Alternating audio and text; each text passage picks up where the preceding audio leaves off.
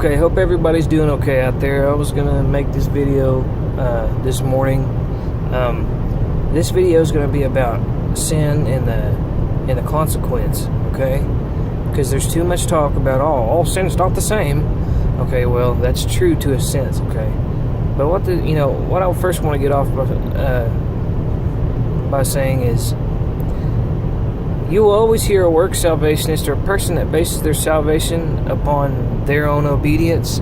They will always have this certain kind of logic, most of them. Well, their sin is better than your sin, or their sin is not as bad. And they display this logic by saying, well, all sin's not the same. And by that they say, well, your sin's worse than my sin. Okay. But they don't look at the eternal aspect of all sin being the same, because we all know that, let's just get down to it, 99% of the time, let's just lay two sins out on the table right here: murder and stealing. Okay, say you walked into a convenience store and you stole a penny out of the penny jar. Okay, probably 99% of the time, the owner or whoever's running the store is probably not going to prosecute you for that. They might. There's no telling. Okay, well, there's one sin, stealing a penny. Okay, then you have another one, somebody just murders somebody. Well, yeah, 100% of the time you're going to be prosecuted for that, and you could either get the death penalty or go to prison your entire life if you get caught. Okay, but here's the deal. Yes, murdering somebody will merit you way worse consequences in this life. Okay?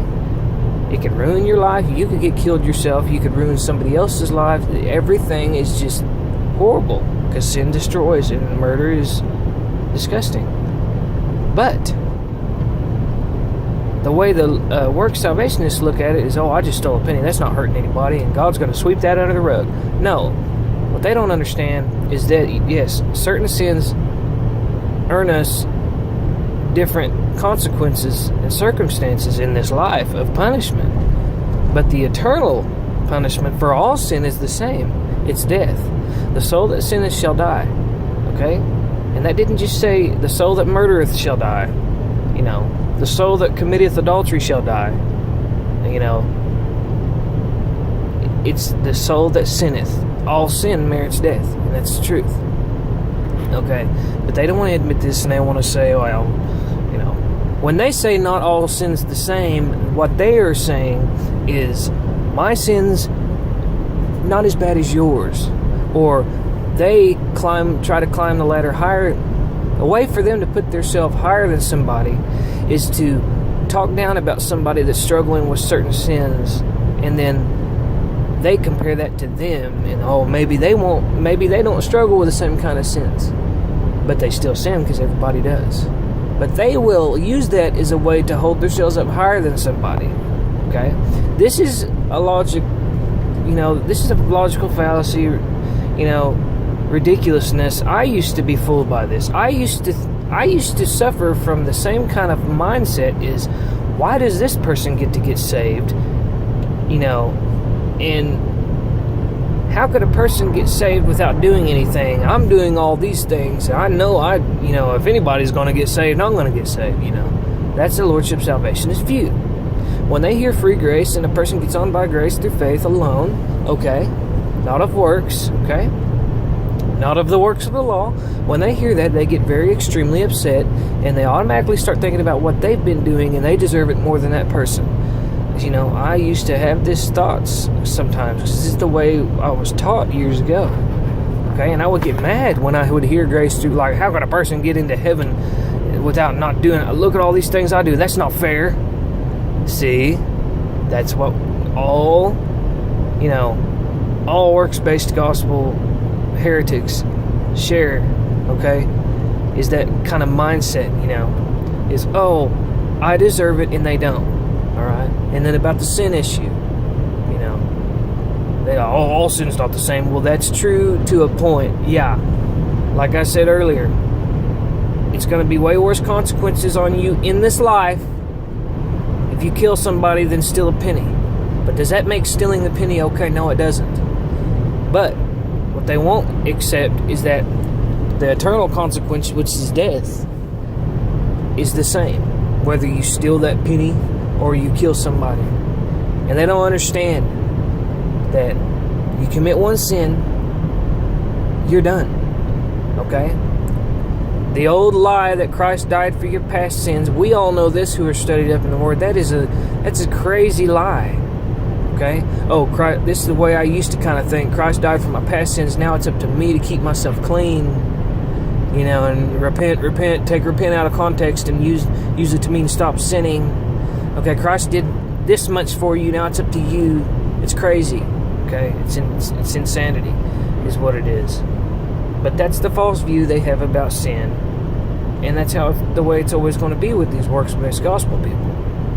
Okay? Because it's the epitome of pride to think that you actually deserve any sort of salvation whatsoever from God. It's the epitome of pride. When you think that you deserve it for whatever reason. Okay? But fallible man will always come up with crazy ideas and reasons why they think they deserve to be saved more than another person. Okay? They will never be introspective and look at themselves. They will always look out at somebody else.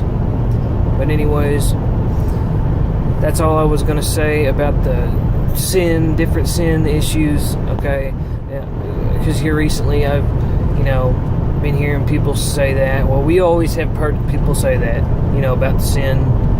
They try to act like their sin's okay and yours is bad, Because recently I had an argument with a person on Facebook about that. He was acting like, he was another Andersonite person kind of saying, oh, homosexuals cannot be saved. Okay, then he started bringing up his sins compared to homosexuality. Okay, acting like he deserves heaven and the homosexuals don't. Alright.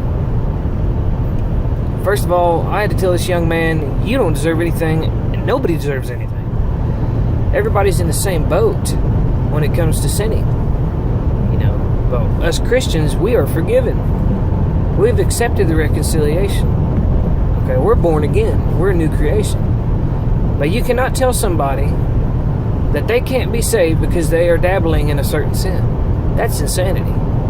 And you can't pervert what the word reprobate means to try to make that say that that's a person that can never be saved. And they can't be saved because they would never want to be saved. You don't know anybody's motives. You don't know what a person could do in the future. We can't say that, a reprobate can automatically not be saved. Okay, a person has the choice to change their mind throughout their entire life and up until death. Okay? But to change that to say they could never, ever, ever be saved, even if they wanted to be saved, now that's the heresy. Okay? Because when I get down into it with the false reprobate doctrinal argument I've got with a few people, they finally say, well, we didn't ever say, what we mean is they could never ever be saved because they would never want to be saved. Well, you don't know that, okay? We don't know what people would want and what they would not want. We know what the Bible teaches in context. But anyways, I'm going to end this video, guys. I didn't mean for it to get into that. But, yes, not all sin is the same when it comes to earthly realm circumstances. You're going to get way worse circumstances, okay, if you commit murder, okay, compared to stealing a penny or something like that, okay, yeah, in this life it's going to be, horrible, but the same merit for both sins eternally is sin. It merits the same thing. All sin merits death, okay, and this is the truth. Okay? In the future, I'll have a video about sin unto death, possibly, and some scriptures that they try to take out of context to say, not all sin leads to death, okay? It's insane, because it's the soul that sinneth shall die, okay? But God bless everybody, and I just wanted to throw that out there that, in this life, yeah, we will suffer, the consequences of certain sins more than others, okay, but eternally All sin merits death, no matter what you do. Okay? God bless everybody.